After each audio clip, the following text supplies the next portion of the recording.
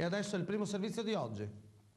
Presentata oggi pomeriggio nel municipio di Portogruaro l'edizione 2010 di Terre dei Dogi in Festa, ne parliamo con il sindaco Antonio Bertoncello. Si rinnova questo appuntamento e qualche Cassandra aveva previsto con la crisi che sarebbe saltato?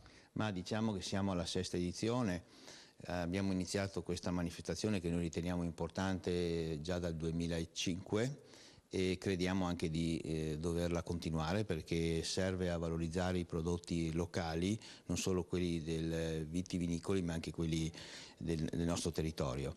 È una festa che si caratterizza non solo per la parte, voglio dire, commerciale e promozionale, ma serve a valorizzare la città, serve per abituare i giovani all'uso dei prodotti vitivinicoli.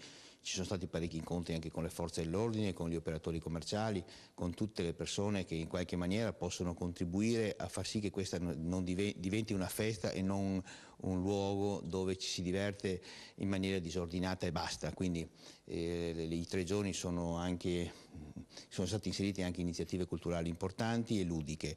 Noi crediamo a questa manifestazione, lo facciamo in collaborazione con i commercianti. È da poco che questa amministrazione si è insediata, il commissario prefettizio aveva previsto solamente 12.000 euro, noi ne abbiamo subito, appena insediati, messi a disposizione altri 20.000 e quindi siamo in grado di mantenere lo standard degli anni scorsi in termini di qualità.